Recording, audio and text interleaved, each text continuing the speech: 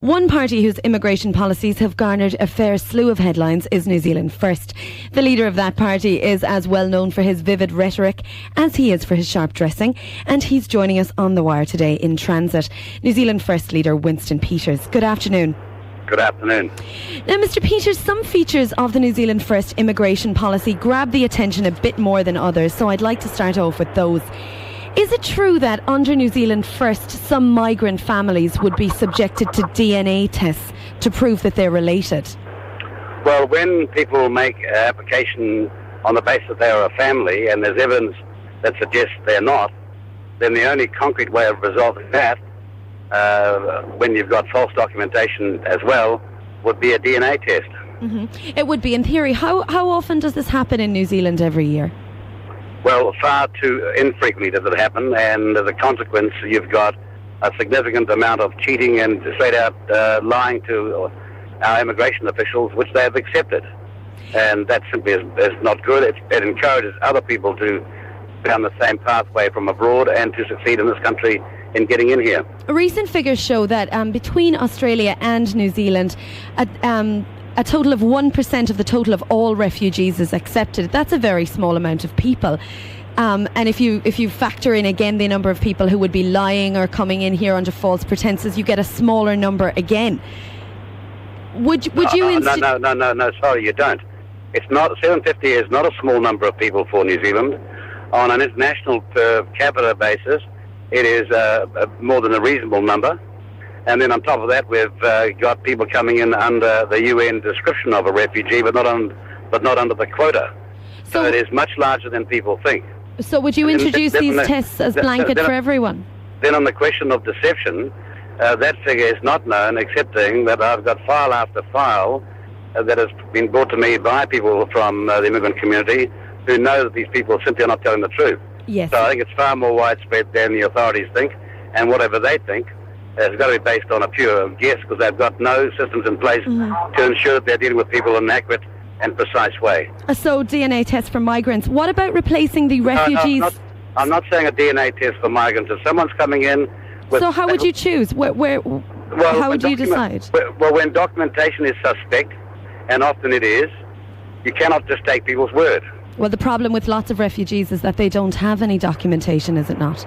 No, I'm not talking about people without documentation. I'm talking about people with false documentation because the original documentation that they do have would rule them out. But isn't it also true that lots of refugees are dependent on false documentation because they don't have governments that can issue documentation? I'm thinking about, say, Rwanda, for example. But I'm not talking about refugees. I'm talking about... But I am. ...claim to be immigrants using false documentation. Okay, let's go back to refugees. Does New Zealand First want to replace the Refugee Status Appeals Authority with a body that's accountable to Parliament? We do, and we want a body that is far more jurisprudentially sound than this body is. So you want refugee status to be in the hands of politicians? No, I want it to be accountable to Parliament in a much more direct way than is currently the case. Yeah, well, that does sound better. Now, I'll give you an example. Someone who was in front of the court and convicted of a most heinous crime got through the Refugee Status Appeals Authority in November of last year. I can't use his name, but I've got the file number because the thing was suppressed. I want to know why it was suppressed and what on earth is someone who's got such a heinous crime doing in this country, having got through the Refugee Status Appeals Authority that heard the case at that time. I think everyone would agree that there's a need for more transparency with the Appeals Authority. Moving on, like the National Party, New Zealand First want a probation period for new migrants. New Zealand is, of course, short of skilled workers in many areas. Is there not a danger that migrants with job skills and even potential investors will just think it's too much bother getting into New Zealand and take their money and their skills somewhere else? We'll go right back to the start of your question. You said, like the National Party. Yes. Well, I'm sorry, it's unlike the National Party. The National Party has been for whole-scale, unfocused, unplanned immigration for years. All of a sudden now they've raided our website, and even then they got it wrong because their probationary period is actually more loose. Well, they want 4 years and you want 5. There's not a huge difference there. No, sorry. The rule that they are bringing out today, embargo to 130 a day, their policy is actually looser and more lax than the present administration's policy. Ours is probation for 5, but then beyond that, a serious crime would see you being expelled from New Zealand. Mm-hmm. Well, Helen Clark said on BFM yesterday that that's what happens in any case, isn't it? Can permanent residents be removed? It is not what's happening in any case. It is not what is happening in any case. How many kidnap cases have you had in Auckland in the last 2 years? Mm-hmm. I mean, this is unheard of. This was an unheard of crime, literally, in New Zealand. And when it did happen, it was so rare that it made the headlines everywhere. Now it's happening with great frequency, and the police and the judges in Auckland have made mention of that. But 2 or 3 high-profile cases don't make for greater and greater frequency, do they? We're not talking about 2 or 3. We're talking about 25 or 30. Now, for goodness sake, let's deal with it. But that's your figures. I haven't seen those. No, these are my figures. Go and ask the courts in Auckland, in particular where it's happened most, and out of Hamilton, how many cases they've had in the last 4 years. All right. Ask the police how many cases they're investigating. Now, this brings me on to the next point I wanted to talk about. Let's move from immigration policy and talk about multiculturalism in general.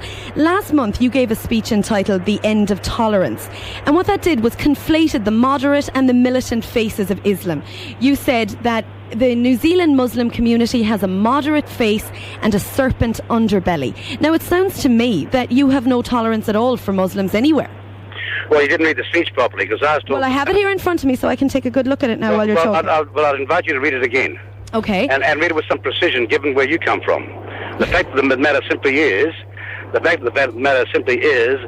I was talking about international Islamic communities and saying... No, you say here, in New Zealand, the Muslim community have been quick to show us their moderate face. I'm getting to that point.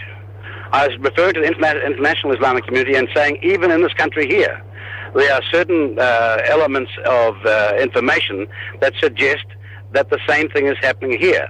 For example, how did an Iraqi Minister of Agriculture and Agrarian Reform get in here and be here for weeks without anyone mentioning it to any authority at all? I would prefer not to talk about that. I would prefer to talk about why the moderate and militant, fit hand in glove everywhere they exist. Now, is that referring to Muslims, to the Islamic community? The first terrorist that was shown on BBC TV and worldwide in the recent London bombings was someone whose very close relation came to this country and was living here for some brief time with a Auckland business person from the Islamic community. Now, why was that not alerted to the authorities? I wasn't the one, for example, that said or published that there was a cell pouring over power station plans and plants in Australia, or Sydney in particular, before the Sydney Olympic Games. I wasn't the one that said that there were manuals printed with respect to the planes flown into the World Trade Center on 9/11 in 2001. The media printed all those details, as well as the student who said that at Auckland University was happening. Now, excuse me if I'm beginning to see a pattern happening here. Mr. Peters, if we could go back to your choice of language, it isn't simply the Islamic community who has been offended by this. Dave Moskovitz, the president of Temple Sinai in Wellington, says these sorts of statements are, racist, hateful, and, driven by greed for political power. How do you answer the charge? I'm sorry, I can debunk that with the greatest of... I have talked about this and these developments for years. And all I'm saying is those societies that are not aware of what's going on in their midst, and I am the beneficiary of moderate Islamic informants who are concerned as I am as to what's developing, should not be ignored. Now, what is your source? No, what's your authority for coming in here and giving me your overview based on your own feelings, when in fact... Mr. Peters, you know I'm just doing my job in terms of putting these ideas out there. If you're not going to stand up and be available for scrutiny by the public, then you're not doing your job. I'm happy to be scrutinised. All right, let's talk about Radio APNA then. Shall we talk about APNA? Because look, I'm not going to have an interview with you where you overtalk me, with respect. It goes like this. You ask the questions, I'll answer them. Absolutely. Let's talk about Radio APNA then. Thank you. No, we won't. Why won't we? Before we do that, I want to say to you, of the numerous items that I've referred to with respect to developments in this country, that all of those, 9 out of 10, were published by the New Zealand media. Now, excuse me if I'm seeing a pattern develop here. You people publish it, but when somebody assembles the whole thing together and brings together a picture, you don't want to see it. But there are many ways of painting a picture, surely you'll acknowledge, Mr. Peters. Look, I saw... We're not getting into subjectivity here, you know. I saw the same sort of apathy in the UK. I saw the same sort of apathy in the UK about which President Musharraf warned them about. He said to Blair, you people have created this by allowing, in your lax and liberal attitudes, free speech to be abused to the extent that you're creating your own dangers. Can we just move off my lax and liberal attitude here and talk a little bit about this radio station in Auckland that has been described as Islamic and extremist? You went on the station a couple of weeks ago. Do you still think it's extremist, Mr. Peters? Excuse me, I did not describe the station as extremist. I said that they were Islamic, and any radio station that uniquely only has one religion's prayers, namely Islam, 5 times a day. I don't know why they're embarrassed by the description of being called Islamic.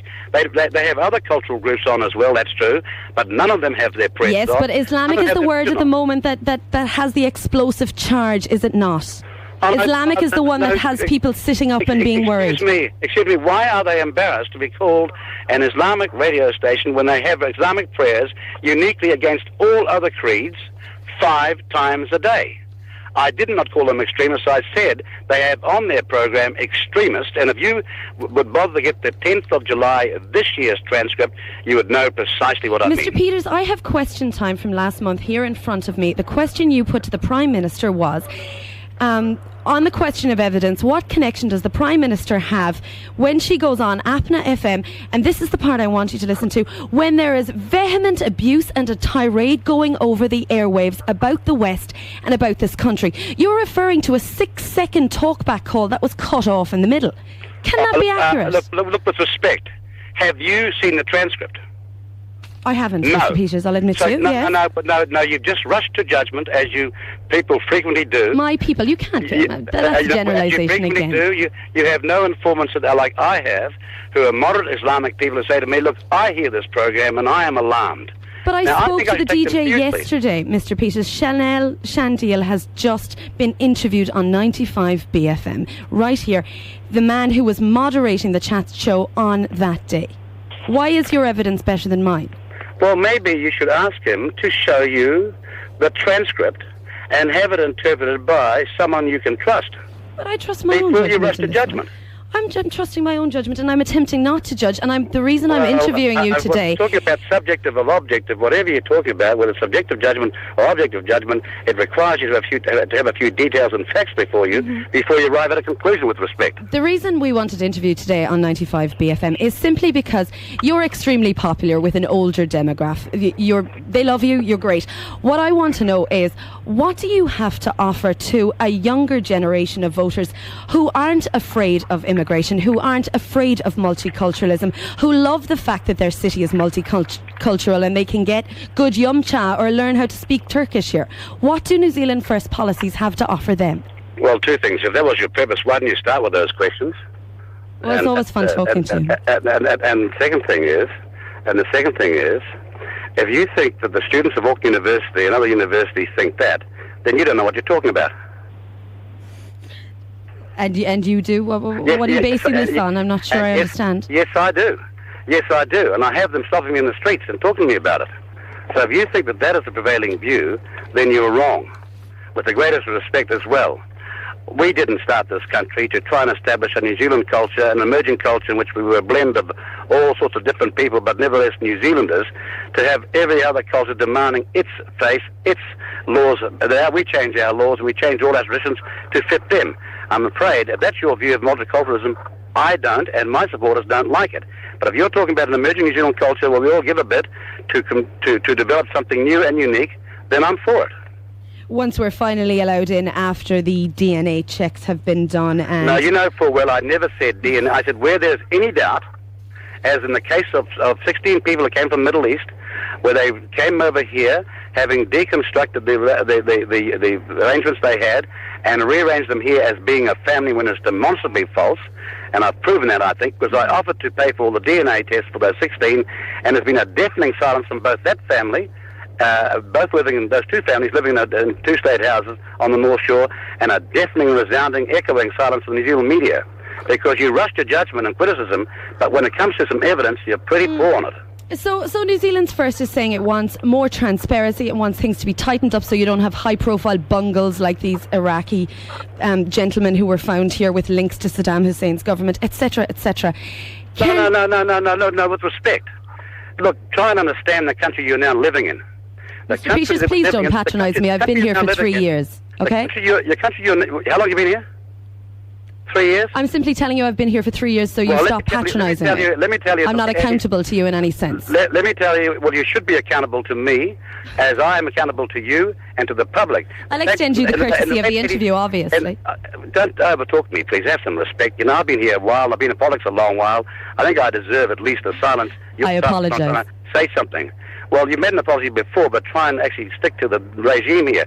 Look, in the late 80s and early 90s, under Labour and the National Party, triad after triad member from Hong Kong and China came into this country. And we didn't do the checks, and those operations, illegal as they are happening in Auckland or over the bottom of town. Go and ask some Chinese person who doesn't know what's going on to show you those businesses as they've shown me. So checks are required. Winston Peters, thank you very much for your time this afternoon, and I do apologise for talking over you.